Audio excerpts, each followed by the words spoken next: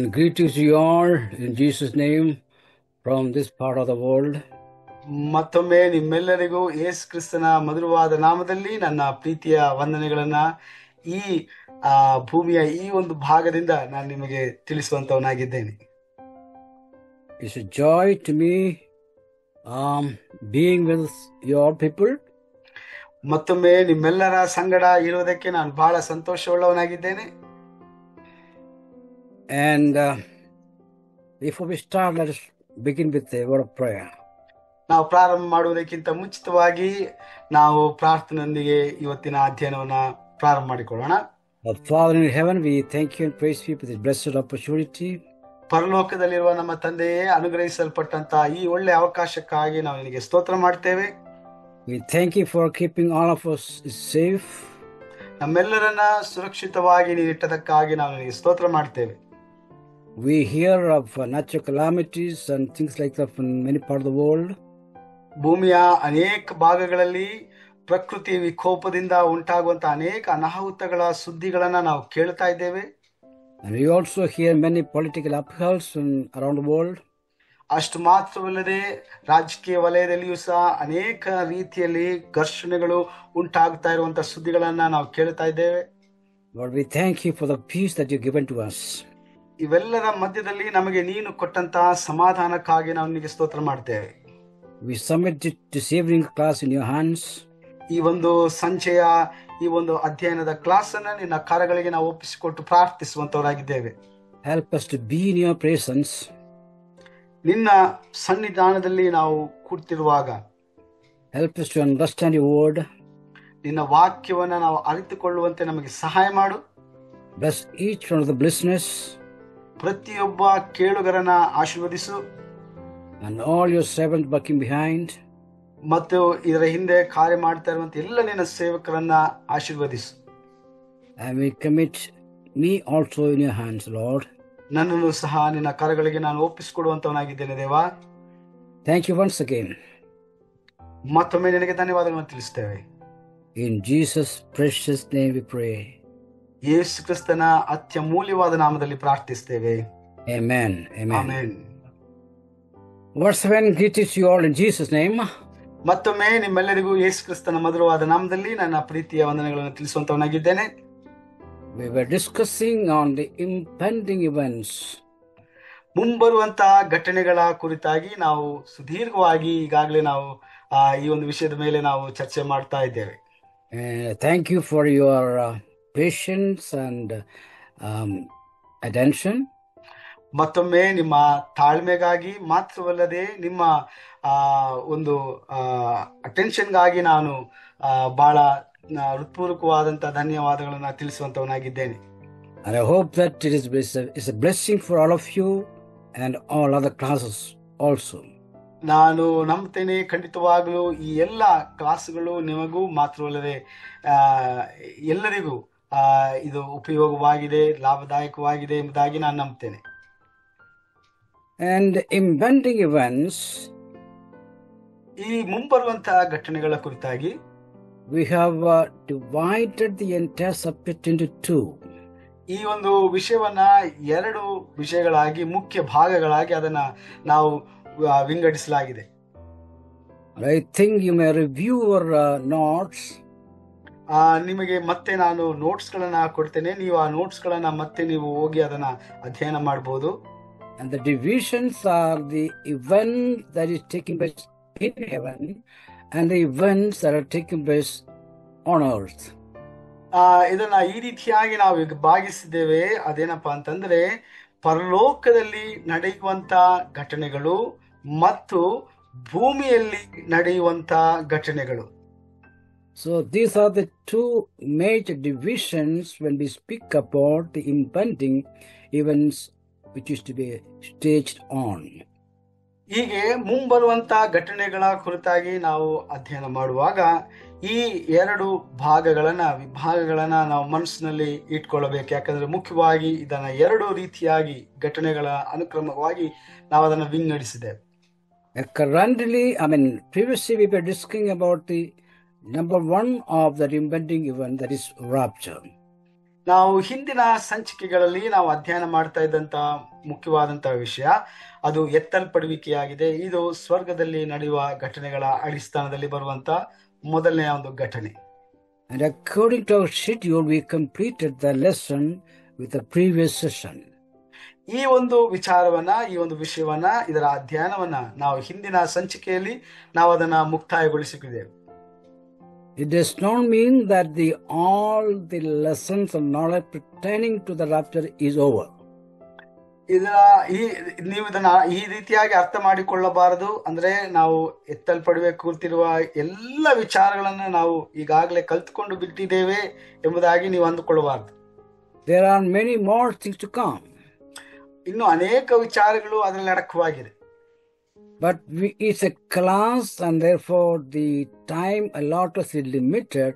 We are confined or subject in certain areas only. ಯಾಕಂದ್ರೆ ನಮಗೆ ಸಮಯದ ಪರಿಮಿತಿ ಇರುವುದರಿಂದ ನಾವು ನಮಗೆ ಮುಖ್ಯವಾಗಿ ಈ ಒಂದು ಘಟನೆಯಲ್ಲಿ ಬೇಕಾಗಿರುವಂತಹ ಅಂಶಗಳ ಕುರಿತಾಗಿ ಮಾತ್ರ ನಾವು ಅದನ್ನ ಆಯ್ದು ಅದನ್ನ ನಾವು ಪಠಣ ಮಾಡಿಕೊಂಡಿದ್ದೇವೆ. One of the disadvantages of this online classes is that ಈ ಆನ್ಲೈನ್ ಕ್ಲಾಸ್ ನಲ್ಲಿ ಈ ರೀತಿಯಾಗಿ ನಾವು ಮಾಡುತ್ತಾ ಇರುವಂತಹ ಒಂದು ಮುಖ್ಯ ಒಂದು ಡಿಸ್ಅಡ್ವಾಂಟೇಜ್ ಏನಂದ್ರೆ there is no scope of interaction. ಯಾಕಂದ್ರೆ ಈ ಒಂದು ರೀತಿಯಾಗಿ ಆನ್ಲೈನ್ ಅಲ್ಲಿ ನಾವು ಮಾಡೋದ್ರಿಂದ ನಾವು ಮುಖಾಮುಖಿಯಾಗಿ ನೇರವಾಗಿ ಸಂವಾದನ ಮಾಡಿಕೊಳ್ಳುವುದಕ್ಕಾಗಲಿ ಅಥವಾ ಸಂವಾದನೆ ಮಾಡುವುದಕ್ಕೆ ಅವಕಾಶಗಳು ಹೆಚ್ಚಾಗಿ ಇಲ್ಲ. So when we are taking such lessons in a live classroom, ಇಂಥ ಒಂದು ವಿಷಯಗಳನ್ನ ನಾವು ಒಂದು ವೇಳೆ ಒಂದು ಕ್ಲಾಸ್ ರೂಮ್ ನಲ್ಲಿ ನೇರವಾಗಿ ನಾವು ಅದನ್ನ ಚರ್ಚೆ ಮಾಡುವಾಗ ಅಥವಾ ಅಧ್ಯಯನ ಮಾಡುವಾಗ it makes it easy for both the teachers and for the students.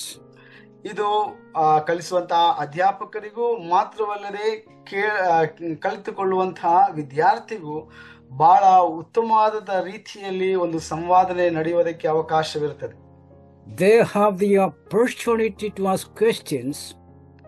ಆ ಒಂದು ವಾತಾವರಣದಲ್ಲಿ ನಿಮಗೆ ಅನೇಕ ಸಂಶಯಗಳಿಗೆ ಬರುವಂತ ಪ್ರಶ್ನೆಗಳನ್ನ ಕೇಳುವುದಕ್ಕೆ ಒಂದು ಮುಕ್ತವಾದಂತ ಒಂದು ಅವಕಾಶಗಳು ಇರುತ್ತವೆ.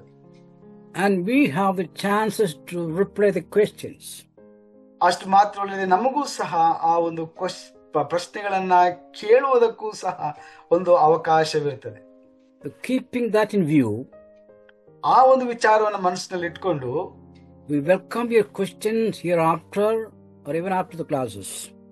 ಆದ್ರಿಂದ ಈ ಒಂದು ಕ್ಲಾಸ್ ಆದ ನಂತರ ನೀವು ಮಾತ್ರವಲ್ಲ ಮುಂದಿನ ಕ್ಲಾಸುಗಳಲ್ಲಿಯೂ ಸಹ ನಿಮಗಿರುವಂತ ಎಲ್ಲ ಸಂಶಯಗಳನ್ನ ನೀವು ಈ ಒಂದು ವೇದಿಕೆಯಲ್ಲಿ ನೀವು ಮುಕ್ತವಾಗಿ ಕೇಳಬೇಕೆಂಬುದಾಗಿ ನಿಮ್ಮನ್ನ ಉತ್ತೇಜಿಸ್ತೇವೆ. We'll try to answer your questions as possible we can. ನಿಮ್ಮೆಲ್ಲ ಪ್ರಶ್ನೆಗಳನ್ನ ನಮಗೆ ನಮ್ಮ ಶಕ್ತಿಗೆ ಅನುಸಾರವಾಗಿ ನಾವು ಅದನ್ನ ಉತ್ತರಿಸುವುದಕ್ಕೆ ನಾವು ಪ್ರಯತ್ನ ಪಡ್ತೇವೆ. The question here quota means the question pertaining to the subject taken. ಪ್ರಶ್ನೆಗಳು ಎಂಬುದಾಗಿ ಹೇಳುವಾಗ ನಾವು ಇಲ್ಲಿ ಅಧ್ಯಯನಕ್ಕೋಸ್ಕರವಾಗಿ ಆರಿಸಿಕೊಂಡಿರುವಂತಹ ವಿಷಯಗಳ ಸಂಬಂಧವಾಗಿ ಇರಬೇಕು. So we have completed somewhat the subject rapture, its different aspects and different areas. ಹೀಗೆ ಎತ್ತಲ್ಪಡುವಿಕೆಯ ಸಂಬಂಧವಾಗಿ ಈ ಒಂದು ಘಟನೆಯ ಕುರಿತಾಗಿ ಸಂಬಂಧವಾಗಿ ಅನೇಕ ಆಯಾಮಗಳಲ್ಲಿ ಅನೇಕ ವಿಚಾರಗಳನ್ನ ನಾವೀಗಾಗಲೇ ಇಂದಿನ ಸಂಚಿಕೆಗಳಲ್ಲಿ ನಾವು ಅದನ್ನ ಅಧ್ಯಯನ ಮಾಡಿಕೊಂಡಿದ್ದೇವೆ. You might have noticed the background of the board. ನೀವೀಗಾಗಲೇ ನನ್ನ ತೆರೆಯ ಹಿಂದೆ ಇರುವಂತಹ ಈ ಒಂದು ಬ್ಯಾಕ್ ಗ್ರೌಂಡ್ ಚಿತ್ರವನ್ನ ನೀವೀಗಾಗಲೇ ಗಮನಿಸಿದ್ದೀರಿ ಎಂಬುದಾಗಿ ನಾನು ನಂಬ್ತೇನೆ. For every subject we change the background. ಪ್ರತಿಯೊಂದು ವಿಷಯದಲ್ಲಿಯೂ ಸಹ ನಾನು ಈ ರೀತಿಯಾಗಿ ನನ್ನ ತೆರೆಯ ಒಂದು ಬ್ಯಾಕ್ ಗ್ರೌಂಡ್ ಚಿತ್ರಣವನ್ನ ನಾನು ಹಾಕಿಕೊಂಡಿದ್ದೇನೆ. The background in the picture, the background is the judgment seat of Christ. ನನ್ನ ತೆರೆ ಹಿಂದೆ ಹಾಕಿರುವಂತಹ ಈ ಒಂದು ಬ್ಯಾಕ್ ಗ್ರೌಂಡ್ ಚಿತ್ರ ಅದು ಕ್ರಿಸ್ತನ ನ್ಯಾಯ ತೀರ್ಪಿನ ಆಸನದ ಒಂದು ಚಿತ್ರವಾಗಿದೆ. It is just a diagrammatic representation. ಇದು ಕೇವಲ ಚಿತ್ರದ ರೂಪದಲ್ಲಿ ನಿಮಗೆ ಪ್ರಸ್ತುತವಾಗಿ ನಾನು ಅದನ್ನ ಇಲ್ಲಿ ನಿಮಗೆ ಅದನ್ನ ನಾನು ಹಾಕಿಕೊಂಡಿದ್ದೇನೆ. It is just for the study purpose. ಇದು ಕೇವಲ ನಾವು ಅಧ್ಯಯನ ಮಾಡುವಂತ ಒಂದು ವಿಚಾರದಲ್ಲಿ ಸಂಬಂಧಪಟ್ಟದ್ದಾಗಿದೆ. So don't consider that judgment should be like something like this. ಆದ್ರಿಂದ ನೀವು ಅಂದ್ಕೊಳ್ಬಾರದು ಕ್ರಿಸ್ತನ ನ್ಯಾಯ ತೀರ್ಪಿನ ಆಸನವು ಇದೇ ರೀತಿಯಾಗಿ, ಅಂದ್ರೆ ಈ ಒಂದು ಚಿತ್ರಕ್ಕೆ 100ಕ್ಕೆ 100ರಷ್ಟು ಸಮವಾಗಿರುತ್ತದೆ ಎಂಬುದಾಗಿ ಅಂದುಕೊಳ್ಳಬೇಡಿ. We can just know something about from this diagram. ಈ ಒಂದು ಚಿತ್ರಣದಲ್ಲಿ ನಾವು ಸ್ವಲ್ಪ ಮಟ್ಟಿಗೆ ನಾವು ಈ ಒಂದು ವಿಷಯದ ಕುರಿತಾದಂತ ಒಂದು ಅರಿವನ್ನ ನಾವು ಪಡ್ಕೊಳ್ಳಬಹುದು. As we proceed, we'll try to explain what the picture means. ನಾವು ಮುಂದೆ ಈ ಒಂದು ವಿಷಯದಲ್ಲಿ ಮುಂದುವರಿಯುವಾಗ ಈ ಒಂದು ಚಿತ್ರ ಏನನ್ನ ಸೂಚಿಸುತ್ತದೆ, ಅದರ ಅರ್ಥವೇನು ಎಂಬುದಾಗಿ ನಾವು ತಿಳಿದುಕೊಳ್ಳುವಂತವರಾಗಿರ್ತೇವೆ. So now on we are pointing on the subject, the judgment seat of Christ. ಅದರಿಂದ ಈ ಮುಂದಿನ ಸಂಚಿಕೆಗಳಲ್ಲಿ ನಾವು ಕ್ರಿಸ್ತನ ನ್ಯಾಯ ತೀರ್ಪಿನ ಆಸನದ ಕುರಿತಾಗಿ ನಾವು ಹೆಚ್ಚಾಗಿ ನಾವು ಅಧ್ಯಯನ ಮಾಡುವಂತವರಾಗಿರ್ತೇವೆ. I think you have heard of this subject. ಈಗಾಗಲೇ ಇವತ್ತಿನ ಚರ್ಚಾ ವಿಷಯವನ್ನ ನೀವು ತಿಳ್ಕೊಂಡಿದ್ದೀರಿ ಎಂಬುದಾಗಿ ನಾನು ನಂಬ್ತೇನೆ. Something you might have studied about the subject. ನಿಮ್ಗಾಗಲೇ ಇದರ ಕುರಿತಾಗಿರುವಂತ ಮಾಹಿತಿಗಳು ನಿಮಗೆ ಸಿಕ್ಕಿವೆ. Okay, fine. That does not matter. ಪರವಾಗಿಲ್ಲ, ನಾವು ಮುಂದುವರಿಯೋಣ ಈ ಒಂದು ವಿಚಾರದ ಮೇಲೆ. We'll try to explain the subject systematically. ಈ ಒಂದು ವಿಷಯವನ್ನ ನಾವು ಕ್ರಮಬದ್ಧವಾಗಿ ವಿವರಿಸುವುದಕ್ಕೆ ನಾವು ಪ್ರಯತ್ನ ಮಾಡ್ತೇವೆ. Now, the reference for this subject, the judgment seat of Christ, is available in 2 Corinthians 5:10. ಈ ಒಂದು ವಿಷಯದ ಕುರಿತಾಗಿ ಸತ್ಯವೇದದಲ್ಲಿ 2 ಕೊರಿಂಥ 5ನೇ ಅಧ್ಯಾಯ 10ನೇ ವಚನದಲ್ಲಿ ನಾವು ಇದಕ್ಕೆ ಸಂಬಂಧಪಟ್ಟಂತ ವಾಕ್ಯಗಳನ್ನ ನಾವು ನೋಡಬಹುದು. And we have also in Romans 14:10. ರೋಮಾಪುರದ ಪತ್ರಿಕೆ 14ನೇ ಅಧ್ಯಾಯ 10ನೇ ವಚನದಲ್ಲಿ ಸಹ ನಾವು ಇದಕ್ಕೆ ಸಂಬಂಧಪಟ್ಟ ಹಾಗೆ ನಾವು ನೋಡ್ತೇವೆ ವಾಕ್ಯಗಳನ್ನ. But Apostle Paul explained the subject in 1 Corinthians 3:9-15. ಮೊದಲನೇ ಕೊರಿಂಥ 3ನೇ ಅಧ್ಯಾಯ 9ನೇ ವಚನದಿಂದ ಅಪೊಸ್ತಲನಾದ ಪೌಲನು ಈ ವಿಷಯದ ಮೇಲೆ ಅವನು ವಿವರಣೆಯನ್ನು ನೀಡುವುದನ್ನು ನಾವು ನೋಡ್ತೇವೆ. You have all these references in your notes. ಈ ಎಲ್ಲ ವಿಚಾರದಲ್ಲಿ ಇರುವಂತಹ ನೋಟ್ಸ್ ಗಳಲ್ಲಿ ನಾವು ಇದನ್ನ ರೆಫರೆನ್ಸ್ ಗಳನ್ನ ನಾವು ಕೊಟ್ಟಿದ್ದೇವೆ. That is 2 Corinthians 5:10, Romans 14:10, and 1 Corinthians 3:9-15. ಹೀಗೆ 2ನೇ ಕೊರಿಂಥ, ರೋಮಾಪುರದ ಪತ್ರಿಕೆ, ಈ ಎಲ್ಲ ರೆಫರೆನ್ಸ್ ಗಳನ್ನ ನಾವು ಈ ನೋಟ್ಸ್ ನಲ್ಲಿ ನಾವು ಕೊಟ್ಟಿದ್ದೇವೆ. And for your convenience, you may study these verses, and if you have any question, you may come forward in the next session.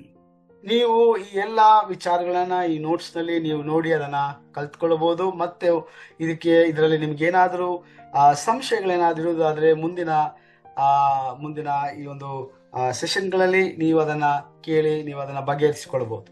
So we need to suppose that we are already in heaven. ನಾವು ಈಗಾಗಲೇ ಅಂದ್ಕೊಳ್ಬೇಕು, ನಾವು ಈಗಾಗಲೇ ಪರಲೋಕದಲ್ಲಿ ಇದ್ದೇವೆ ಎಂಬುದಾಗಿ.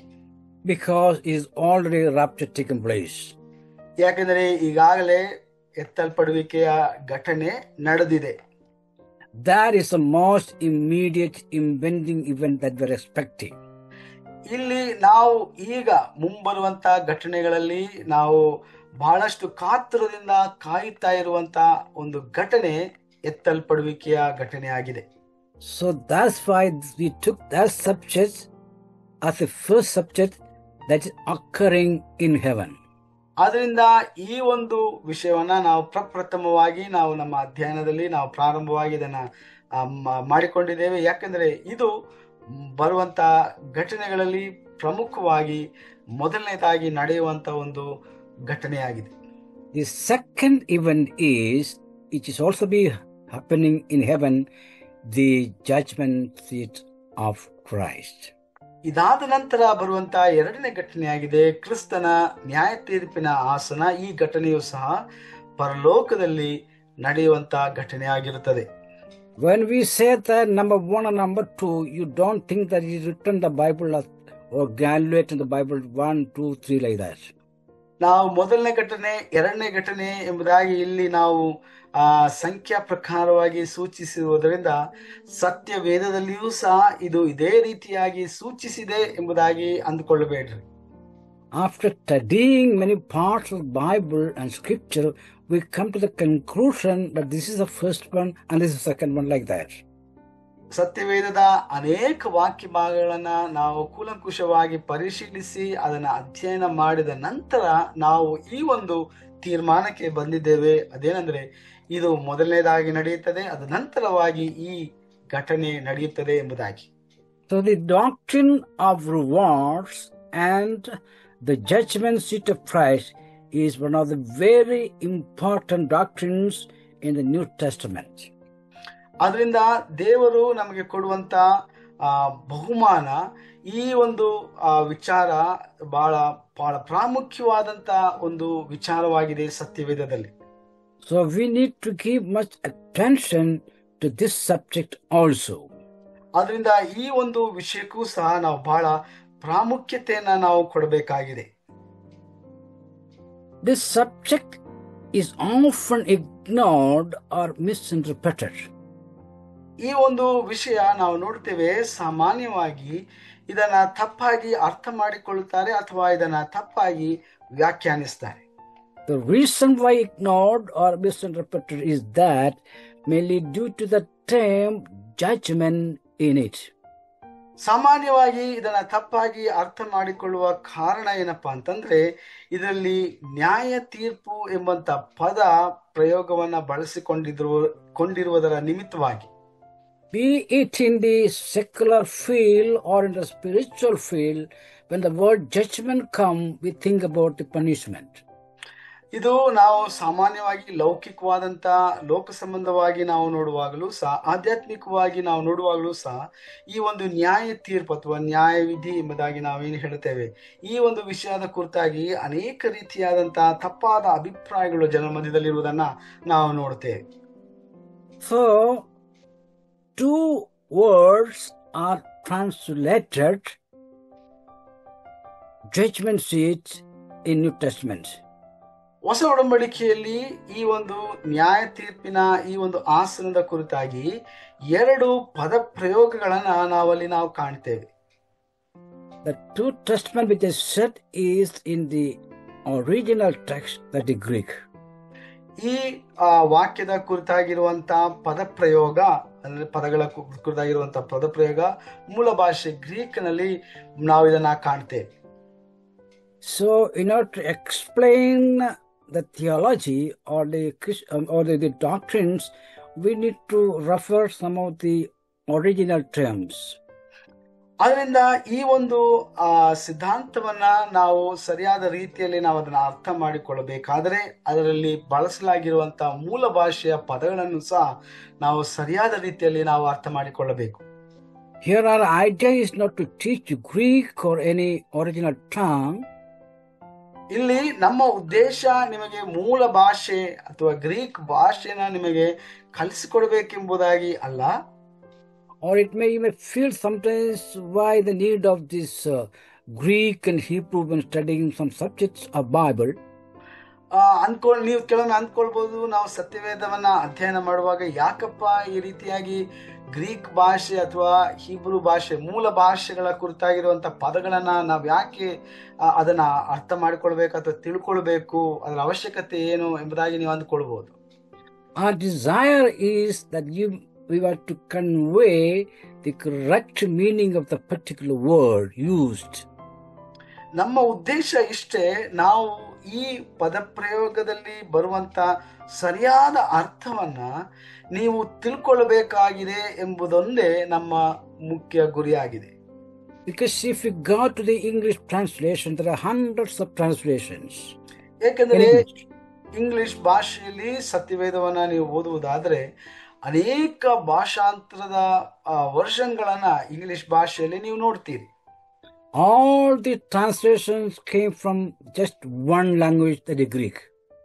ಈ ಎಲ್ಲ ವಿವಿಧ ಭಾಷಾಂತರಗಳು, ಇಂಗ್ಲಿಷ್ ಭಾಷೆಯಲ್ಲಿ ನಾವು ನೋಡುವಂತ ಭಾಷಾಂತರಗಳು, ಇವೆಲ್ಲವೂ ಮೂಲತಃ ಒಂದೇ ಭಾಷೆ, ಅಂದ್ರೆ ಗ್ರೀಕ್ ಭಾಷೆ ಆಗಿರ್ಬೋದು ಅಥವಾ ಹೀಬ್ರು ಭಾಷೆ ಆಗಿರ್ಬೋದು, ಈ ಒಂದೇ ಭಾಷೆಗಳಿಂದ ಉಂಟಾದಂತ ಭಾಷಾಂತರಗಳಾಗಿವೆ. When we are talking about New Testament, it is Greek. ಹೊಸ ಒಡಂಬಡಿಕೆ ಕುರಿತಾಗಿ ನಾವು ಮಾತಾಡುವಾಗ ಅದು ಮೂಲ ಭಾಷೆ ಗ್ರೀಕ್ ಭಾಷೆಯಾಗಿದೆ. We know the New Testament is partly Aramaic and also Hebrew. ಹಳೆ ಒಡಂಬಡಿಕೆಯಲ್ಲಿ ನಾವು ನೋಡ್ತೇವೆ ಬಹುತೇಕ ಭಾಗ ಅದು ಹಿಬ್ರಿಯ ಭಾಷೆಯಾಗಿದೆ ಮತ್ತು ಸ್ವಲ್ಪ ಭಾಗಗಳಲ್ಲಿ ಅರಾಮಿಕ್ ಭಾಷೆಯನ್ನು ಸಹ ನಾವು ಭಾಷೆಯಿಂದ ಭಾಷಾಂತರವಾಗಿರುವುದನ್ನು ನಾವು ನೋಡ್ತೇವೆ. So in different translations of English or vernacular language, we may have different translation and different words used for that. ಅದರಿಂದ ನಮ್ಮ ಆಡು ಭಾಷೆಯಲ್ಲಾಗಿರ್ಬೋದು ಅಥವಾ ಇಂಗ್ಲಿಷ್ ಭಾಷಾಂತರದಾಗಿರ್ಬೋದು, ಈ ರೀತಿಯಾಗಿ ವಿವಿಧ ಭಾಷೆಗಳಲ್ಲಿ ಭಾಷಾಂತರ ಮಾಡುವಾಗ ಅದನ್ನ ಬೇರೆ ಬೇರೆ ರೀತಿಯಾದಂತ ಪದಪ್ರಯೋಗಗಳನ್ನ ನಾವು ಕಾಣುತ್ತೇವೆ. So a diligent student will get confused, or we have the anxious curiosity to know better. ಅದರಿಂದ ಬಹಳ ಕೂಲಂಕುಷವಾಗಿ ಗಮನವಿಟ್ಟು ತಿಳ್ಕೊಳ್ಬೇಕೆಂಬುದಾಗಿ ಬಯಸುವಂತ ಒಬ್ಬ ವಿದ್ಯಾರ್ಥಿ ಖಂಡಿತವಾಗ್ಲೂ ಉತ್ಸುಕರಾಗಿ ಇದರ ಸರಿಯಾದ ಅರ್ಥವನ್ನ ತಿಳ್ಕೊಳ್ಬೇಕು ಎಂಬಂತ ಒಂದು ಹಂಬಲ ಅಥವಾ ಒಂದು ಅಭಿಲಾಷೆ ಖಂಡಿತವಾಗ್ಲೂ ಇರುತ್ತದೆ. For easy way for his conclusion is to refer different words in English. ಬಹಳ ಸುಲಭವಾದಂತಹ ಒಂದು ವಿಧಾನ ಎಂಬುದಾಗಿ ನಾವು ನೋಡೋದಾದ್ರೆ, ನೀವು ಇಂಗ್ಲಿಷ್ ಭಾಷೆಯಲ್ಲಿ ಇರುವಂತಹ ವಿವಿಧ ಭಾಷಾಂತರಗಳನ್ನ ನೀವು ತೆಗೆದು ಒಂದು ವಾಕ್ಯದಲ್ಲಿರುವಂತಹ ವಿವರಣೆಗಳನ್ನ ನೀವು ಗಮನಿಸಬಹುದು. Many of us may not have direct access to the original tongue, that is Greek. ನಮ್ಮಲ್ಲಿ ಅನೇಕರಿಗೆ ಮೂಲ ಭಾಷೆಯಲ್ಲಿ ಅಥವಾ ಮೂಲ ಭಾಷೆಯಾದಂತಹ ಗ್ರೀಕ್ ಭಾಷೆಯ ಆ ಒಂದು ಸತ್ಯವೇದವನ್ನ ಅದನ್ನ ಓದುವಂತ ಒಂದು ಅವಕಾಶವಾಗಲಿ ಅಥವಾ ಸೌಲಭ್ಯವಾಗಲಿ ಇಲ್ಲದೆ ಇರಬಹುದು. They may depend on the transliteration of Greek. ಅದು ಗ್ರೀಕ್ ಭಾಷೆಯಿಂದ ನಮ್ಮ ಆಡು ಭಾಷೆಗೆ ಭಾಷಾಂತರಿಸಲ್ಪಟ್ಟಂತ ಒಂದು ಸತ್ಯವೇದವನ್ನ ನಾವು ಓದುವುದಕ್ಕೆ ನಮಗೆ ಅವಕಾಶವಿದೆ. That's why we are using this term and explaining the original meaning. ಆದ ಕಾರಣ ನಾವು ಈ ಅಧ್ಯಯನಗಳಲ್ಲಿ ಮೂಲ ಭಾಷೆಯಲ್ಲಿ ಬಳಸಲಾಗಿರುವಂತಹ ಪದಪ್ರಯೋಗಗಳನ್ನ ಸವಿಸ್ತಾರವಾಗಿ ಅದರ ಮುಖ್ಯ ಅರ್ಥವನ್ನ ನಿಮ್ಮ ಮುಂದೆ ನಾವು ಪ್ರಸ್ತುತಪಡಿಸ್ತಾ ಇದ್ದೇವೆ. So we are talking about the word judgment. ಇಲ್ಲಿ ನಾವು ಚರ್ಚೆ ಮಾಡ್ತಾ ಇರುವಂತಹ ವಿಷಯ ಅದು ನ್ಯಾಯಸ್ಥಾನ ಅಥವಾ ನ್ಯಾಯವಿಧಿ. I said there are two words commonly used for judgment in Greek.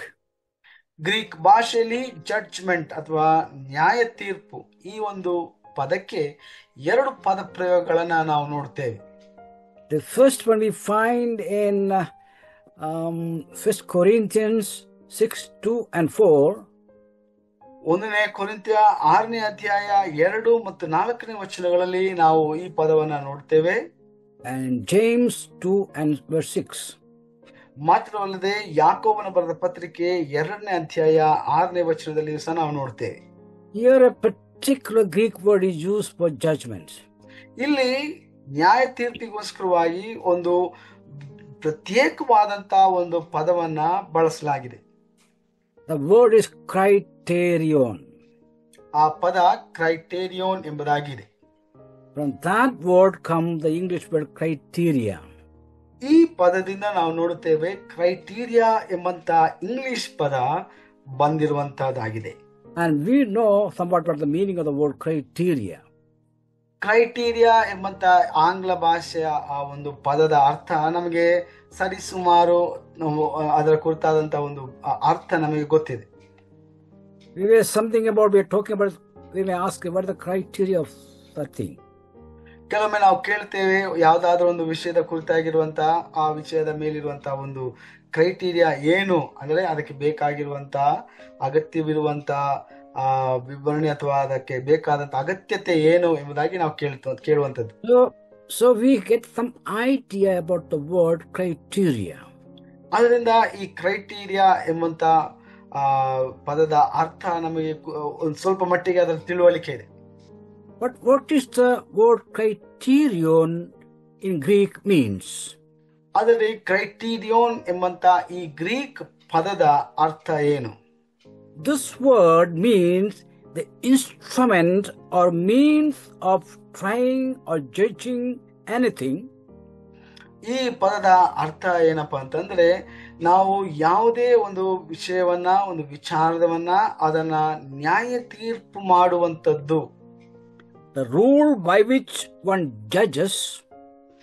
ಆ ಒಂದು ನ್ಯಾಯ ತೀರ್ಪನ್ನ ಮಾಡುವುದಕ್ಕೋಸ್ಕರವಾಗಿ ಬಳಸುವಂತ ಒಂದು ಕಾನೂನೇನಿದೆ, or the place where such judgment is given, ಅಥವಾ ಈ ಒಂದು ನ್ಯಾಯ ತೀರ್ಪನ್ನ ಕೊಡುವಂತ ಒಂದು ಸ್ಥಳ, the tribunal of a judge, ಈ ನ್ಯಾಯಾಧೀಶನ ಆ ಒಂದು ಕಚೇರಿ, or a bunch of judges, ಅಥವಾ ಒಂದು ನ್ಯಾಯಾಧೀಶರ ಒಂದು ಗುಂಪು. This is the exact meaning of the word criterion in Greek. Greek ಭಾಷೆಯಲ್ಲಿ ಕ್ರೈಟೀರಿಯೋನ್ ಎಂಬಂತ ಆ ಒಂದು ಪದಕ್ಕೆ ಇರುವಂತ ವಿವಿಧ ಅರ್ಥಗಳು ಈಗ ನಾವು ಈಗಾಗಲೇ ಅದನ್ನ ಹೇಳಿದ್ದೇವೆ. That is the instrument or means of trying or judging anything, the rule by which one judges, or the place where such judgment is given, the tribunal of the judge, a bench of judges. These are the exact meaning of the word criterion. ಹೀಗೆ ಕ್ರೈಟೀರಿಯೋನ್ ಎಂಬ ಪದಕ್ಕಿರುವಂತ ವಿವಿಧವಾದಂತ ಅರ್ಥಗಳು, ಅಂದ್ರೆ ನ್ಯಾಯ ತೀರ್ಪು ಮಾಡುವಂತ ಒಂದು ಒಂದು ಉಪಕರಣ ಅಥವಾ ಒಂದು ಸ್ಥಳ ಅಥವಾ ಒಂದು ನ್ಯಾಯಾಧೀಶರ ಒಂದು ಗುಂಪಾಗಿರ್ಬೋದು ಅಥವಾ ನ್ಯಾಯಾಧೀಶನ ಒಂದು ಕಚೇರಿ ಆಗಿರ್ಬೋದು. ಈ ರೀತಿಯಾಗಿ ಅನೇಕ ವಿಧವಾದಂತ ಅರ್ಥಗಳನ್ನ ಈ ಒಂದು ಗ್ರೀಕ್ ಪದಕ್ಕೆ ಇರುವಂತದ್ದಾಗಿದೆ. What does it mean? ಇದರ ಅರ್ಥ ಏನು? Therefore, the word refers to a standard. ಅದರಿಂದ ಈ ಒಂದು ಅರ್ಥ ನಮಗೆ ಈ ಒಂದು ಪದದ ಅರ್ಥ ಮುಖ್ಯವಾಗಿ ಏನಪ್ಪಾ ಅಂತಂದ್ರೆ, ಒಂದು ಒಂದು ಸ್ಟ್ಯಾಂಡರ್ಡ್ ಅಥವಾ ಒಂದು ದರ್ಜೆ ಎಂಬುದಾಗಿ ನಾವು ನೋಡ್ತೇವೆ. Or criterion, ಅಥವಾ criteria, by which judgment is meted out of the place where such judgment is meted. ಅಥವಾ ಈ ರೀತಿಯಾಗಿ ನಾವು ನ್ಯಾಯ ತೀರ್ಪನ್ನ ಕೊಡುವುದಕ್ಕೋಸ್ಕರವಾಗಿ ಮಾಡುವಂತ ಒಂದು ಒಂದು criteria. So that word had different shades of meaning. ಹೀಗೆ ಇದಕ್ಕೆ ವಿವಿಧವಾದಂತ ಒಂದು ಅರ್ಥ ಕೊಡುವಂತ ಬಣ್ಣಗಳನ್ನ ನಾವು ಕಾಣ್ತೇವೆ. So we understand there should be a person to pass judgment from this word. ನಾವು ನಮಗೆ ಗೊತ್ತಿದೆ, ಈ ಒಂದು ನ್ಯಾಯ ತೀರ್ಪನ್ನ ಕೊಡುವುದಕ್ಕೋಸ್ಕರವಾಗಿ ಒಂದು ಸ್ಥಳ ಅಥವಾ ಒಂದು ವ್ಯಕ್ತಿ ಅದಕ್ಕೋಸ್ಕರವಾಗಿ ನಿಗದಿಪಡಿಸಲಾಗ್ತದೆ. There should be a place for this judgment. ಈ ಒಂದು ನ್ಯಾಯ ತೀರ್ಪನ್ನ ಕೊಡುವುದಕ್ಕೋಸ್ಕರವಾಗಿ ಒಂದು ಸ್ಥಳವನ್ನು ಸಹ ನಿಗದಿಪಡಿಸಲಾಗ್ತದೆ. And the most, there should be a standard for judgment. ಅದಕ್ಕಿಂತಲೂ ಬಹಳ ಪ್ರಾಮುಖ್ಯವಾಗಿ ಈ ನ್ಯಾಯ ತೀರ್ಪನ್ನ ಕೊಡುವುದಕ್ಕೋಸ್ಕರವಾಗಿ ಒಂದು ದರ್ಜೆ ಅಥವಾ ಒಂದು ಸ್ಟ್ಯಾಂಡರ್ಡ್ ಇರಲೇಬೇಕು. That is criterion. ಅದಕ್ಕೆ ಗ್ರೀಕ್ ಭಾಷೆಯಲ್ಲಿ ನಾವು ಹೇಳುವಂತದ್ದು ಕ್ರೈಟೀರಿಯೋನ್ ಎಂಬುದಾಗಿ. As far as the Indian Constitution is concerned, ನಮ್ಮ ಭಾರತದ ಸಂವಿಧಾನದ ಕುರಿತಾಗಿ ನಾವು ನೋಡುವುದಾದರೆ, or the Indian judiciary is concerned, ಅಥವಾ ನಮ್ಮ ಭಾರತದ ನ್ಯಾಯಾಲಯವನ್ನ ನಾವು ಗಮನಿಸುವುದಾದರೆ, they have judges at different levels. ಅನೇಕ ಹಂತಗಳಲ್ಲಿ ನಾವು ನ್ಯಾಯಾಧೀಶರನ್ನ ನಾವು ಕಾಣ್ತೇವೆ. And the advocates will plead from both sides for and against. ಮಾತ್ರವಲ್ಲದೆ ಅಲ್ಲಿ ಇರುವಂತಹ ಅಡ್ವೊಕೇಟ್ಗಳು ಅವರು ಎರಡೂ ರೀತಿಯಲ್ಲಿಯೂ ಸಹ, ಅಂದರೆ ಎರಡು ಪಂಗಡಗಳ ಪರವಾಗಿ ಮತ್ತು ಅದರ ವಿರುದ್ಧವಾಗಿ ವಾದ ವಿವಾದಗಳನ್ನ ಮಂಡಿಸುವುದನ್ನು ನಾವು ನೋಡ್ತೇವೆ. And the judge will listen everything very carefully. ಮಾತ್ರವಲ್ಲ, ನ್ಯಾಯಾಧೀಶರು ಎರಡು ಪಕ್ಷದವರ ವಾದಗಳನ್ನ ಬಹಳ ಗಮನವಿಟ್ಟು ಅವರು ಕೇಳುವಂತವರಾಗಿರ್ತಾರೆ. And then he will declare a time for the pronouncement of the judgment. ಅವೆರಡರನ್ನ ಕುಲಂಕುಷವಾಗಿ ಅವರು ಕೇಳಿದ ನಂತರ ಒಂದು ಸಮಯವನ್ನ ಪಡಿಸ್ತಾರೆ. ನ್ಯಾಯಾಧೀಶರು ತಮ್ಮ ಕೊನೆಯ ಅಂತಿಮ ತೀರ್ಪನ್ನ ಘೋಷಣೆ ಮಾಡುವುದಕ್ಕೋಸ್ಕರವಾಗಿ. And no judge will pass any judgment according to his ideas, his opinion, according to religion, his politics, anything else. ಅದರಿಂದ ಅಂತಿಮ ತೀರ್ಪನ್ನ ಕೊಡುವಂತ ನ್ಯಾಯಾಧೀಶರು ತಮ್ಮ ಸ್ವಂತ ಆಲೋಚನೆಯಿಂದಾಗಲಿ ಅಥವಾ ಅವರ ಧಾರ್ಮಿಕ ಹಿನ್ನೆಲೆಗೆ ಅನುಗುಣವಾಗಲಿ ಅಥವಾ ಅವರಿಗೆ ಇಷ್ಟ ಬಂದ ಹಾಗೆ ಅಥವಾ ಅವರ ತಿಳುವಳಿಕೆಗೆ ಅನುಸಾರವಾಗಿ ಅವರು ತೀರ್ಪನ್ನ ಕೊಡುವಂತೆ ಇಲ್ಲ. You know why? ಯಾಕೆ ಗೊತ್ತಾ? Because there's a standard kept. ಯಾಕಂದ್ರೆ ಈ ಒಂದು ತೀರ್ಮಾನವನ್ನ ಕೊಡುವುದಕ್ಕೋಸ್ಕರವಾಗಿ ಅವರು ಒಂದು ಸ್ಟ್ಯಾಂಡರ್ಡ್ ಅನ್ನ, ಒಂದು ದರ್ಜೆಯನ್ನು ಅವರು ಕಾಪಾಡಿಕೊಳ್ಳಬೇಕು. We have an IPC, that is Indian Penal Code. ನಮಗೆ ನಮ್ಮ ಸಂವಿಧಾನದ ಅಡಿಯಲ್ಲಿ IPC ಇಂಡಿಯನ್ ಪೀನಲ್ ಕೋಡ್ ಎಂಬಂತ ಒಂದು ಕಾನೂನನ್ನ ನಮಗೆ ಕೊಡಲ್ಪಟ್ಟದಾಗಿದೆ. No judge can go beyond. ಅದರಿಂದ ಯಾವ ನ್ಯಾಯಾಧೀಶರು ಸಹ ಆ ಒಂದು ಕಾನೂನಿಗೆ ವಿರುದ್ಧವಾದಂತ ಒಂದು ತೀರ್ಪನ್ನ ಕೊಡುವುದಕ್ಕೆ ಸಾಧ್ಯವಿಲ್ಲ. That is the time frame, the standard. ಯಾಕಂದ್ರೆ ಇದು ಸಾಮಾನ್ಯವಾಗಿರುವಂತ ಒಂದು ಸ್ಟ್ಯಾಂಡರ್ಡ್ ಆಗಿದೆ. And here the word criterion means it is a standard for judgment. ಇಲ್ಲಿ ನಾವು ನೋಡುವಂತ ಈ ಪದ, ಗ್ರೀಕ್ ಪದ ಕ್ರೈಟೀರಿಯನ್, ಅದನ್ನೇ ಸೂಚಿಸುವಂತದಾಗಿದೆ. ಅಂದ್ರೆ ತೀರ್ಪು ಕೊಡುವಾಗ ಅದಕ್ಕೊಂದು standard ಇರುವಂತದಾಗಿರ್ತದೆ. The second word is bema. ಎರಡನೇ ಪದ ಪ್ರಯೋಗ ನಾವು ನೋಡುವಂತದ್ದು ಬೇಮಾ ಎಂಬುದಾಗಿ. Some people say it is bima, but actually it is bema. ಕೆಲವರು ಅದನ್ನ ಭೀಮಾ ಎಂಬುದಾಗಿ ಹೇಳ್ತಾರೆ, ಆದರೆ ಮುಖ್ಯವಾಗಿ ಮೂಲತಃ ಆ ಪದವನ್ನ ಭೇಮಾ ಎಂಬುದಾಗಿ ನಾವು ನೋಡ್ತೇವೆ. Because the letter come between is that is eta, that should be pronounced as bay, like that a. So it is bema in fact to be pronounced. Eta ಎಂಬಂತಹ ಪದ ಮಧ್ಯದಲ್ಲಿ ಬರುವುದರಿಂದ ಅದನ್ನ ನಾವು ಭೇಮಾ ಎಂಬುದಾಗಿ ಉಚ್ಚಾರಣೆ ಮಾಡುವುದು ಸರಿಯಾದ ಕ್ರಮ. It's a long vowel. ಇದು ಬಹಳ ದೀರ್ಘವಾದಂತ ಒಂದು ಸ್ವರ. But when transliterate in English, instead of a we write e or double e. ಇದನ್ನ ಆಂಗ್ಲ ಭಾಷೆಯ ಎ ಪದ ಪ್ರಯೋಗ ಮಾಡುವುದಕ್ಕಿಂತ ಬದಲಾಗಿ ಈ ಎಂಬಂತ ಪದ ಪ್ರಯೋಗನು ಎರಡು ಬಾರಿ ಈ ಒಂದು ಪದದಲ್ಲಿ ಉಚ್ಚಾರಣೆಗೋಸ್ಕರವಾಗಿ ಅದನ್ನ ಸೂಚಿಸಲಾಗ್ತದೆ. That's why we pronounce it bima. ಆದ ಕಾರಣ ಇದನ್ನ ನಾವು ಭೀಮಾ ಎಂಬುದಾಗಿ ಉಚ್ಚರಿಸ್ತೇವೆ. Actually it is in Greek bema. ಆದರೆ ಗ್ರೀಕ್ ನಲ್ಲಿ ಇದನ್ನ ಉಚ್ಚಾರಣೆ ಮಾಡುವಂತ ರೀತಿ ಭೇಮಾ ಎಂಬುದಾಗಿದೆ. So first word is criterion, the second word is bema. ಮೊದಲನೇ ಪದ ಕ್ರೈಟೀರಿಯನ್ ಎಂಬುದಾಗಿದೆ, ಎರಡನೇ ಪದ ಭೇಮಾ. This word refers to a raised place or a platform or tribune. ಇದನ್ನ ಒಂದು ಬಹಳ ಎತ್ತರವಾದಂತ ಒಂದು ಸ್ಥಳಕ್ಕೆ ಏರಿಸಿದಂತ ಒಂದು ಆಸನ ಎಂಬುದಾಗಿ ನಾವು ಅದನ್ನ ಹೇಳಬಹುದು. And this tribune is mounted by steps used of the official seat of a judge.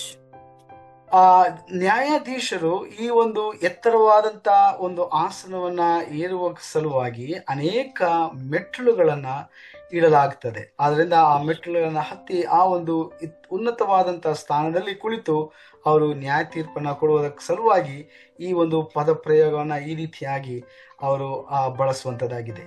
It simply means a raised platform.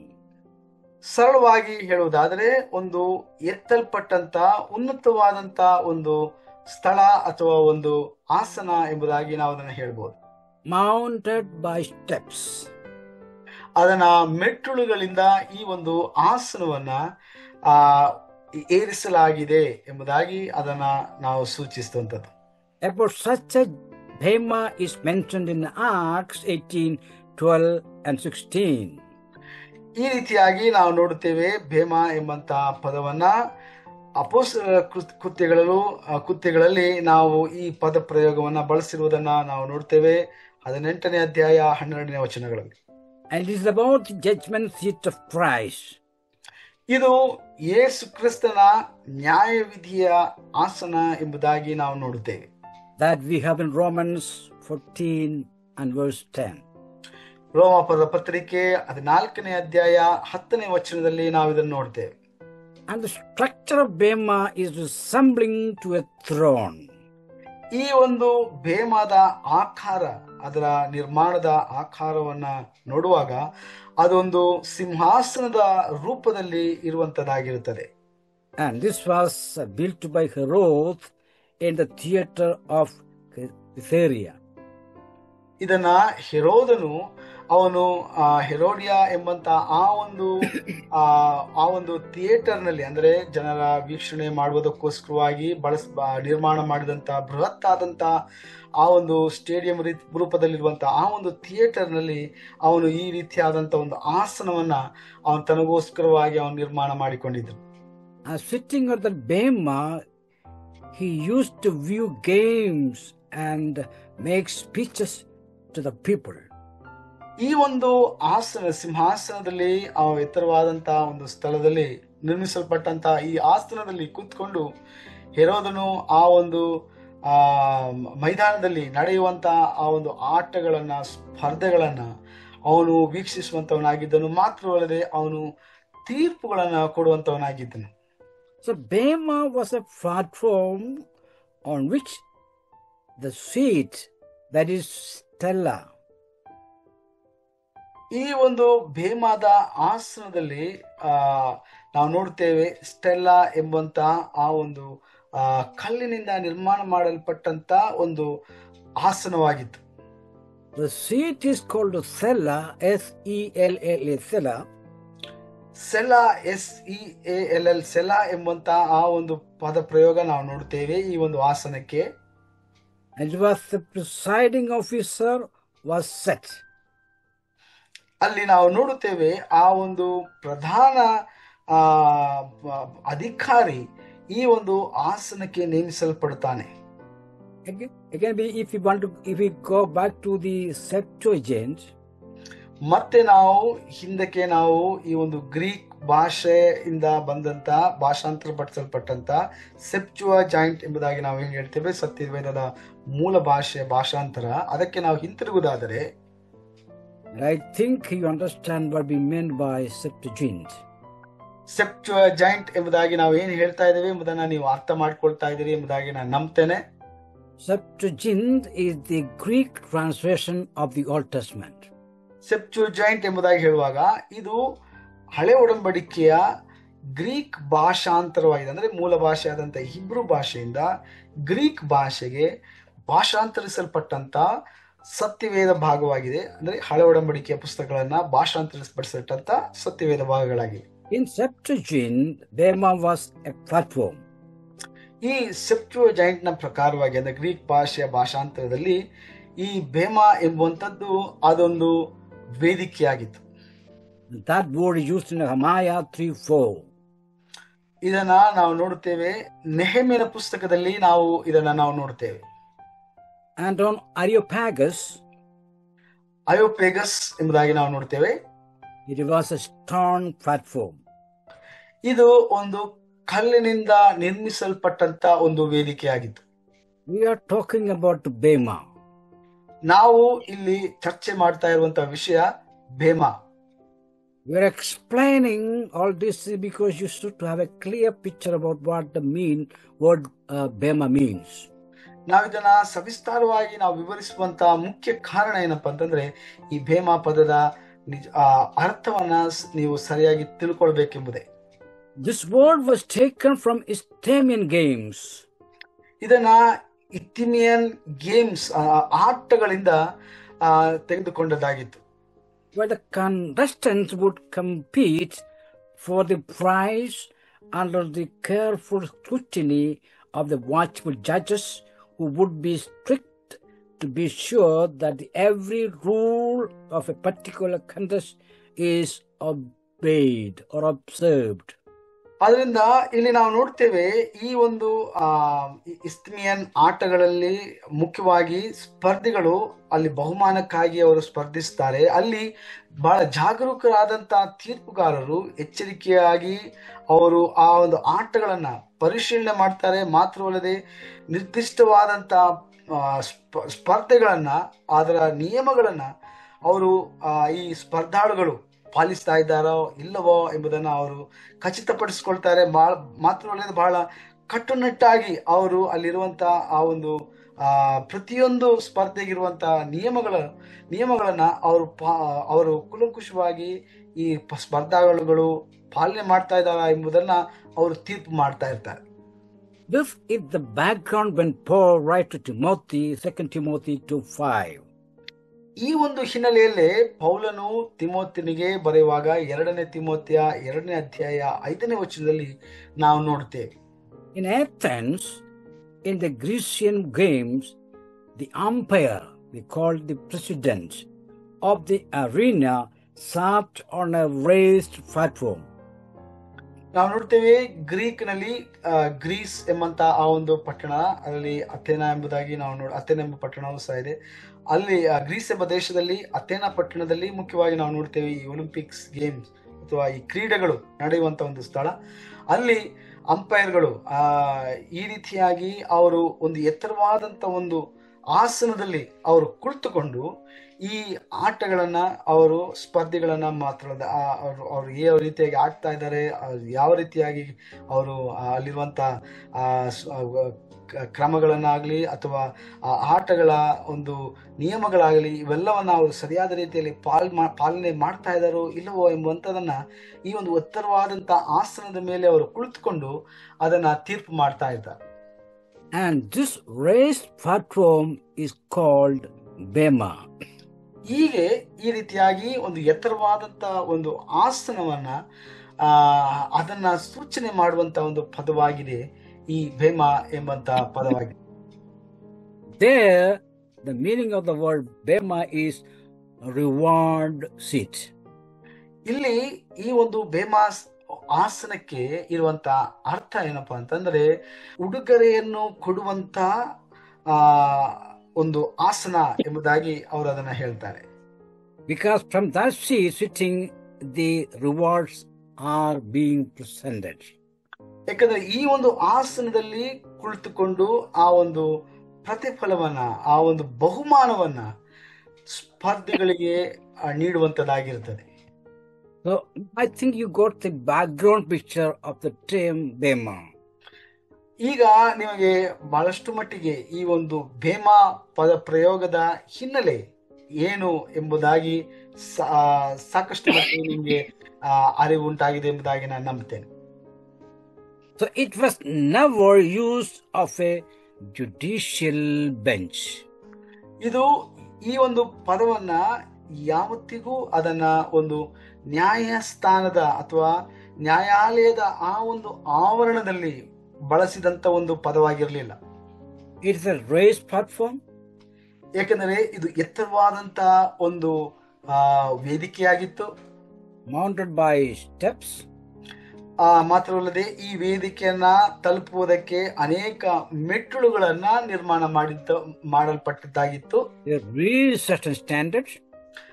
ಮಾತ್ರವಲ್ಲದೆ ಇದಕ್ಕೆ ಆದಂತ ಒಂದು ನಿಗದಿತವಾದಂತ ಒಂದು ಸ್ಟ್ಯಾಂಡರ್ಡ್ ಅಥವಾ ಒಂದು ದರ್ಜೆ ಕೂಡ ಅದಕ್ಕೆ ಏರ್ಪಡಿಸಲಾಗಿತ್ತು.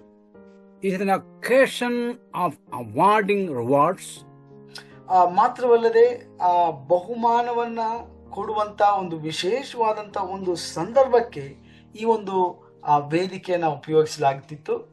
And there will be a correct and diligent scrutiny of who's to be presented the awards.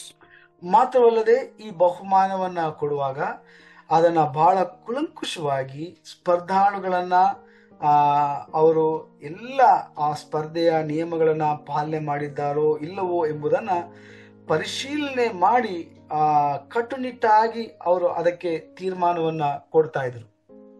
It is not caught of judgment. ಇದು ಎಲ್ಲೋ ಒಂದು ನ್ಯಾಯಕಟ್ಟೆಗಳಲ್ಲಿ ಅಥವಾ ನ್ಯಾಯಾಲಯದ ಆವರಣದಲ್ಲಿ ನ್ಯಾಯ ತೀರ್ಪು ಕೊಡುವಂತ ಒಂದು ವಿಚಾರವಾಗಿರ್ಲಿಲ್ಲ. It is not a seat of judgment. ಇದು ನ್ಯಾಯ ತೀರಿಸುವಂತ ಒಂದು ಆಸನವಲ್ಲ. And it is never used for a judicial bench. ಇದು ಯಾವತ್ತೂ ಸಹ ಒಂದು ನ್ಯಾಯಾಲಯದ ವಲಯದಲ್ಲಿ ಉಪಯೋಗಿಸಲ್ಪಟ್ಟಂತ ಒಂದು ವೇದಿಕೆಯಾಗಿರ್ಲಿಲ್ಲ. So from the very beginning, we must have that idea in our mind what we're talking about and we are going to learn.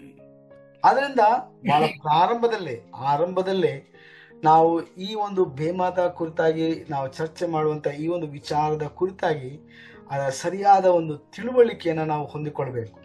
It is not a place for punishment. ಇದು ಒಂದು ದಂಡನೆಯನ್ನ ಕೊಡುವಂತ ಒಂದು ಸ್ಥಳವಲ್ಲ. Rather, it is a place for rewards. ಬದಲಾಗಿ ಇದು ಬಹುಮಾನವನ್ನ ಕೊಡುವಂತ ಒಂದು ಸ್ಥಳವಾಗಿದೆ. The misconception about the judgment seat of Christ, ಆದ್ರಿಂದ ಯೇಸು ಕ್ರಿಸ್ತನ ಈ ಒಂದು ನ್ಯಾಯವಿಧಿಯ ಈ ಒಂದು ಆಸನವನ್ನ ಕುರಿತಾಗಿ ನಾವು ತಿಳಿದುಕೊಳ್ಳುವಾಗ that the God will make out just retribution. ಇಲ್ಲಿ ನಾವು ನೋಡುತ್ತೇವೆ ಆ ಒಂದು ವಿಚಾರದ ಕುರಿತಾಗಿ ಅನೇಕರು ದಂಗೆ ಏಳುತ್ತಾರೆ ಎಂಬುದಾಗಿ ನಾವು ನೋಡ್ತೇವೆ. And God will again judge a believer for his sins in his life. ಇಲ್ಲಿ ನಾವು ನೋಡ್ತೇವೆ ಒಬ್ಬ ವಿಶ್ವಾಸಿಯನ್ನ ದೇವರು ಅವನನ್ನ ನ್ಯಾಯ ತೀರಿಸುವಂತವನಾಗಿರ್ತಾನೆ ಎಂಬುದಾಗಿ ನಾವು ನೋಡ್ತೇವೆ.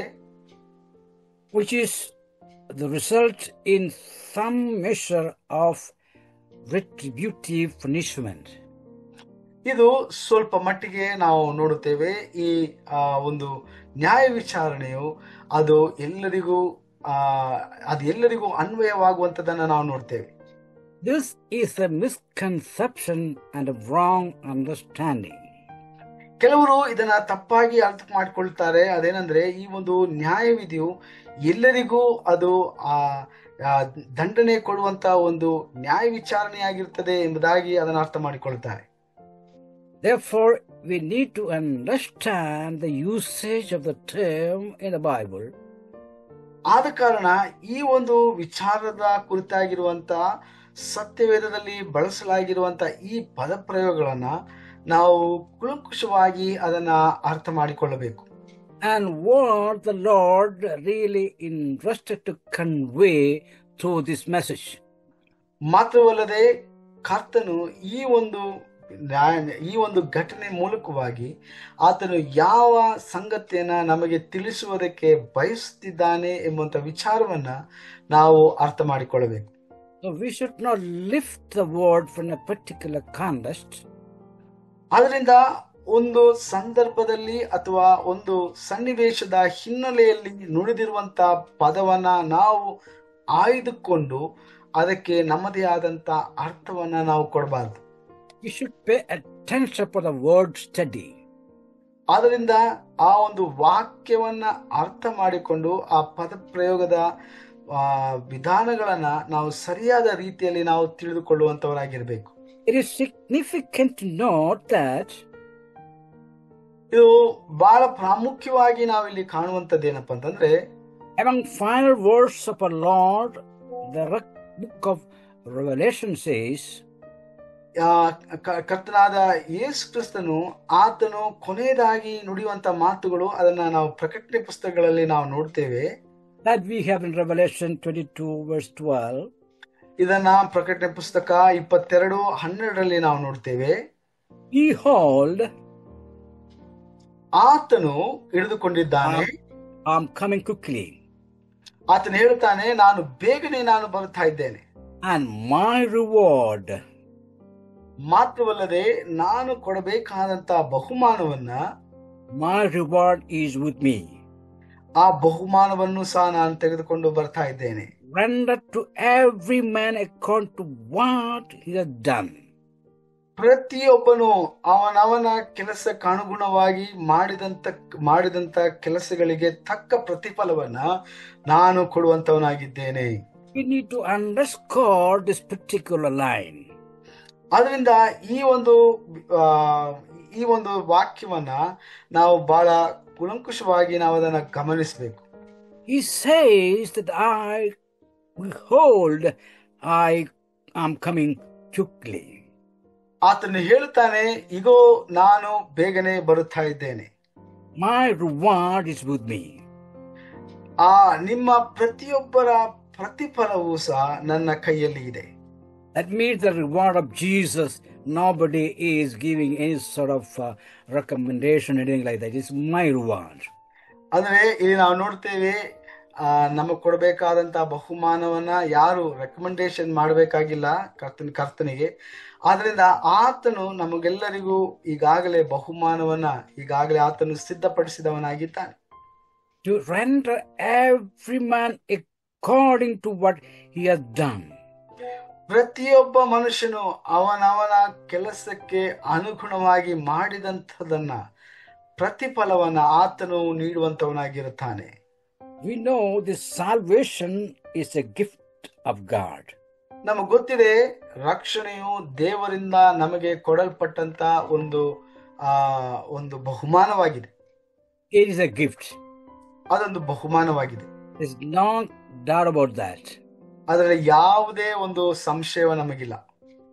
Nobody has done or did or will anything for gift. That's God's gift by grace.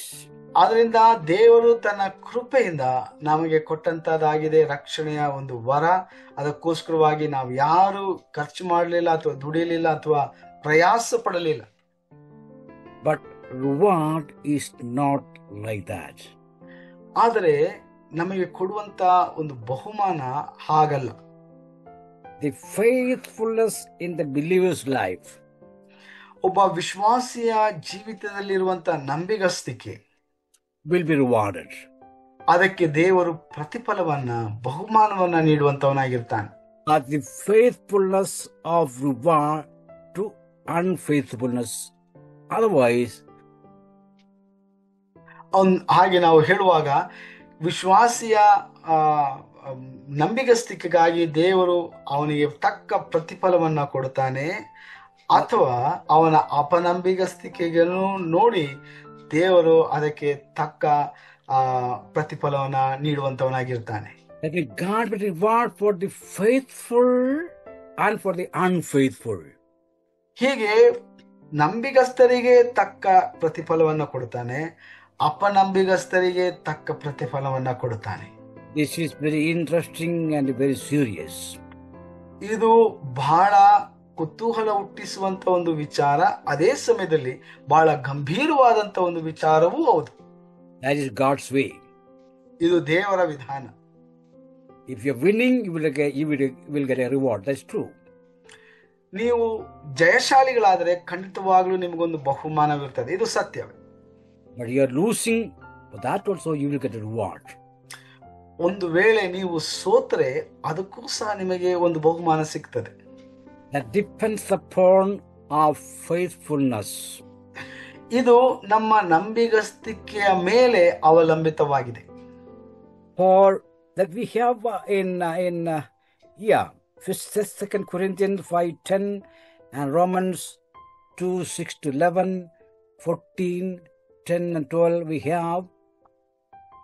ಇದರ ಸಂಬಂಧವಾಗಿ 2 ಕೊರಿಂಥ 5:10, ರೋಮ 2:6-11, 14 ರೋಮ 14:10 ಮತ್ತು 12ನೇ ವಚನ, ಈ ಎಲ್ಲ ಭಾಗಗಳಲ್ಲಿ ನಾವು ನೋಡ್ತೇವೆ. We must all appear before the judgment seat of Christ. ನಾವೆಲ್ಲರೂ ಯೇಸು ಕ್ರಿಸ್ತನ ನ್ಯಾಯಸ್ಥಾನದ ಮುಂದೆ ನಾವು ಪ್ರತ್ಯಕ್ಷರಾಗಲೇಬೇಕು. So that each one may receive good or evil. ಆದ್ದರಿಂದ ಪ್ರತಿಯೊಬ್ಬನೂ ಸಹ ಒಳ್ಳೆಯದಾಗ್ಲಿ ಕೆಟ್ಟದಾಗ್ಲಿ ಕ್ರಿಸ್ತನ ಕೈಗಳಿಂದ ಆತನು ಪಡೆದುಕೊಳ್ಳುವಂತವನಾಗಿರ್ತಾನೆ. According to what he has done in the body. ಅವನು ತನ್ನ ದೇಹದಲ್ಲಿ ಮಾಡಿದ ಅನುಸಾರವಾಗಿ ಅವನು ಈ ಪ್ರತಿಫಲವನ್ನ ಕರ್ತನ ಕೈಗಳಿಂದ ಹೊಂದಿಕೊಳ್ಳುವಂತವನಾಗಿರ್ತಾನೆ. Whatever we had done while we were living in this body on this world. ನಾವು ಈ ಭೂಲೋಕದಲ್ಲಿ ಈ ಶರೀರದಲ್ಲಿ ನಾವು ಏನೆಲ್ಲ ಮಾಡಿದ್ದೇವೋ ಅವೆಲ್ಲದರ ತಕ್ಕ ಪ್ರತಿಫಲವನ್ನ ನಾವು ಹೊಂದಿಕೊಳ್ಳುವಂತವರಾಗಿರ್ತೇವೆ. We will receive good or evil. ನಾವು ಒಳ್ಳೆಯದನ್ನ ಅಥವಾ ಕೆಟ್ಟದನ್ನ ಪಡೆದುಕೊಳ್ಳುವಂತವರಾಗಿರ್ತೇವೆ. I don't want to explain that. I have given, I don't know, you have noted that the Greek terms used there. ಈ ಒಂದು ವಿಚಾರವನ್ನ ನಾನು ವಿವರವಾಗಿ ನಾನು ಹೇಳಿದ್ದೇನೆ. ಮಾತ್ರವಲ್ಲದೆ ನೋಟ್ಸ್ ಅಲ್ಲಿ ಸಹ ಇದಕ್ಕೆ ಬಳಸಿರುವಂತಹ ಗ್ರೀಕ್ ಪದಗಳನ್ನು ಸಹ ನಾನು ಕೊಟ್ಟಿದ್ದೇನೆ. And I think my time is running out. ನನ್ನ ಸಮಯ ಈಗಾಗಲೇ ದಾಟಿ ಹೋಗ್ತಾ ಇದೆ, ನಾನು ನಂಬ್ತೇನೆ. We are explaining the judgment seat of Christ. ಕ್ರಿಸ್ತನ ನ್ಯಾಯವಿಧಿಯ ಆಸನದ ಕುರಿತಾಗಿ ನಾವು ವಿವರಣೆ ಮಾಡ್ತಾ ಬಂದಿದ್ದೇವೆ. So we must all have to appear. ಆದ್ರಿಂದ ನಾವೆಲ್ಲರೂ ಆತನ ನ್ಯಾಯಸ್ಥಾನದ ಮುಂದೆ ನಿಲ್ಲಲೇಬೇಕು. Yeah, Paul used the word we, that means including Paul. ಪೌಲನಲ್ಲಿ ಹೇಳ್ತಾನೆ, ನನ್ನನ್ನು ಸಹ ಒಳಪಡಿಸಿಕೊಂಡು ನಾವೆಲ್ಲರೂ ಅಲ್ಲಿ ನಿಲ್ಲಲೇಬೇಕು. If Paul is not excluded, we have no chance to escape. ಪೌಲನಿಗೆ ಈ ಒಂದು ನ್ಯಾಯವಿಧಿ ನಿರ್ಣಯಿಸಲ್ಪಟ್ಟದಾದರೆ ನಾವು ಯಾರಿಗೂ ಸಹ ಅದರಿಂದ ತಪ್ಪಿಸಿಕೊಳ್ಳುವುದಕ್ಕೆ ಅವಕಾಶವಿಲ್ಲ. It is not a choice or an option. ಇದೊಂದು ಆಯ್ಕೆಯಾಗಿ ನಮಗೆ ಕೊಡಲ್ಪಟ್ಟಿಲ್ಲ. We have to. ಇದು ನಮಗೆ ಖಂಡಿತವಾಗ್ಲೂ ವಿಧಿಸಲ್ಪಟ್ಟದಾಗಿದೆ. Who? ಯಾರು? Those who rapture. ಯಾರು ಎತ್ತಲ್ಪಡುತ್ತಾರೋ ಅವರಿಗೆ ಮಾತ್ರ. Praise the Lord. ದೇವರಿಗೆ ಸ್ತೋತ್ರವಾಗಲಿ. This event takes place after rapture. ಈ ಒಂದು ಘಟನೆಯು ಸಭೆಯು ಎತ್ತಲ್ಪಟ್ಟ ನಂತರ ಪರಲೋಕದಲ್ಲಿ ನಡೆಯುವಂತದ್ದಾಗಿದೆ. So all who rapture with the Christian, we hope and we faith and we hoping for that one day we will rapture, and after rapture we need to stand before the judgment seat of Christ. ಯಾರೆಲ್ಲ ಕ್ರಿಸ್ತನ ಬರೋಣಕ್ಕಾಗಿ ಎದುರು ನೋಡುತ್ತಾ ಇದ್ದಾರೋ, ಕಾತುರದಿಂದ ಕಾಯ್ತಾ ಇದ್ದಾರೋ, ಅವರೆಲ್ಲರೂ ಆತನ ಬರೋಣದಲ್ಲಿ ಎತ್ತಲ್ಪಟ್ಟ ನಂತರ, ಅಂದರೆ ಪರಲೋಕಕ್ಕೆ ಒಯ್ಯಲ್ಪಟ್ಟ ನಂತರ ಅವರು ಪರಲೋಕದಲ್ಲಿ ಕ್ರಿಸ್ತನ ನ್ಯಾಯಸ್ಥಾನದ ಮುಂದೆ ನಿಲ್ಲಲೇಬೇಕು. Maybe we can continue in the next session. I think time is almost. ನಾವು ಮುಂದಿನ ಸೆಷನ್ ನಲ್ಲಿ ನಾವು ಮುಂದುವರಿಸೋಣ. ಸಮಯ ಈಗಾಗಲೇ ಮುಕ್ತಾಯಗೊಂಡಿದೆ. Close our eyes. ನಾವು ಕಣ್ಣುಗಳನ್ನು ಮುಚ್ಚಿ ಪ್ರಾರ್ಥನೆ ಮಾಡೋಣ. We thank you for the blessed evening time. ತಂದೆ, ಅನುಗ್ರಹಿಸಲ್ಪಟ್ಟಂತ ಈ ಒಳ್ಳೆ ಸಂಜೆ ವೇಳೆಗಾಗಿ ನಾವು ನಿಮಗೆ ಸ್ತೋತ್ರ ಮಾಡ್ತೇವೆ. Thank you, Lord, for helping us to understand your word. ನಿನ್ನ ವಾಕ್ಯವನ್ನ ಅರ್ಥ ಮಾಡಿಕೊಳ್ಳುವುದಕ್ಕೆ ನಮಗೆ ಸಹಾಯ ಮಾಡೋದಕ್ಕಾಗಿ ನಾವು ನಿನಗೆ ಸ್ತೋತ್ರ ಮಾಡ್ತೇವೆ. We understand that we have to appear before the judgment seat of Christ one day. ನಿನ್ನ ನ್ಯಾಯಾಸ್ಥಾನದ ಮುಂದೆ ನಾವು ನಿಲ್ಲಬೇಕು, ಒಂದು ದಿನ ನಾವು ನಿಲ್ಲಲೇಬೇಕು ಎಂಬಂತ ವಿಚಾರವನ್ನ ನಮಗೆ ನೀನು ಎಚ್ಚರಿಸಿದಕ್ಕಾಗಿ ನಾವು ನಿನಗೆ ಸ್ತೋತ್ರ ಮಾಡ್ತೇವೆ. And we will receive an award according to our deeds on this earth, which is good or maybe evil. ನಾವು ಈ ಭೂಲೋಕದಲ್ಲಿ ಮಾಡಿದಂತ ಪ್ರತಿಯೊಂದು ಕೆಲಸಕ್ಕೆ ಅನುಗುಣವಾಗಿ ತಕ್ಕ ಪ್ರತಿಫಲವನ್ನ, ಒಳ್ಳೆಯದಾಗಲಿ ಕೆಟ್ಟದಾಗಲಿ, ನಾವು ಪಡೆದುಕೊಳ್ಳುತ್ತೇವೆ ಎಂಬಂತಹ ಸತ್ಯವನ್ನ ನಮಗೆ ತಿಳಿಸಿಕೊಟ್ಟದಕ್ಕಾಗಿ ಸ್ತೋತ್ರ. Lord, we therefore pray that help us to live in this world according to your word faithfully. ಆದ್ರಿಂದ ಈ ಭೂಲೋಕದಲ್ಲಿ ನಾವು ಜೀವಿಸುವಾಗ ನಿನಗೆ ನಂಬಿಗಸ್ತರಾಗಿ ಜೀವಿಸುವುದಕ್ಕೆ ನಮಗೆ ಸಹಾಯ ಮಾಡು. To live in this world with fear and trembling. ಈ ಭೂಲೋಕದಲ್ಲಿ ನಾವು ಜೀವಿಸುವಾಗ ಭಯದಿಂದಲೂ ನಡುಕದಿಂದಲೂ ಜೀವಿಸುವುದಕ್ಕೆ ನಮಗೆ ಕಲಿಸಿಕೊಡು. Help God, the Holy Spirit, to help us to live according to your will. ಪವಿತ್ರಾತ್ಮನೇ, ನಿನ್ನ ಚಿತ್ತಕ್ಕನುಸಾರವಾಗಿ ನಾವು ಜೀವಿಸುವುದಕ್ಕೆ ನಮಗೆ ಸಹಾಯ ಮಾಡು. Thank you, Lord, for all the listeners. ಇಲ್ಲಿ ಕೇಳಿದಂತ ಎಲ್ಲ ನಿನ್ನ ಭಕ್ತರಿಗಾಗಿ ನಾವು ಸ್ತೋತ್ರ ಮಾಡ್ತೇವೆ. Pray for all the teachers. ಇಲ್ಲಿ ವೇದಿಕೆಯಲ್ಲಿ ಬೋಧಿಸುವಂತ ಎಲ್ಲ ಬೋಧಕರಿಗಾಗಿ ನಾವು ಪ್ರಾರ್ಥಿಸ್ತೇವೆ. And all those labor behind the scene. ಮಾತ್ರವಲ್ಲದೆ ತೆರೆ ಹಿಂದೆ ಕೆಲಸ ಮಾಡುವಂತ ಎಲ್ಲ ನಿನ್ನ ಮಕ್ಕಳಿಗಾಗಿ ನಾವು ಪ್ರಾರ್ಥಿಸ್ತೇವೆ. Especially for Jason for a good translation. ವಿಶೇಷವಾಗಿ ಭಾಷಾಂತರ ಮಾಡಿದಂತ ಬ್ರದರ್ ಜೇಸನ್ಗಾಗಿ ನಾವು ಪ್ರಾರ್ಥಿಸ್ತೇವೆ. Help us to live in your peace. ನಿನ್ನ ಸಮಾಧಾನದಲ್ಲಿ ನಾವು ಜೀವಿಸುವುದಕ್ಕೆ ನಮಗೆ ಸಹಾಯ ಮಾಡು. Submit all glory and honor to you. ಎಲ್ಲ ಘನ ಮಾನ ಮಹಿಮೆ ನಿನಗೆ ನಾವು ಸಲ್ಲಿಸುವಂತವರಾಗಿದ್ದೇವೆ. Jesus' most precious name we pray. ಯೇಸು ಕ್ರಿಸ್ತನ ಅತ್ಯಮೂಲ್ಯವಾದ ನಾಮದಲ್ಲಿ ನಾವು ಪ್ರಾರ್ಥಿಸ್ತೇವೆ. Amen. Amen. Amen. ಆಮೇನ್, ಆಮೇನ್.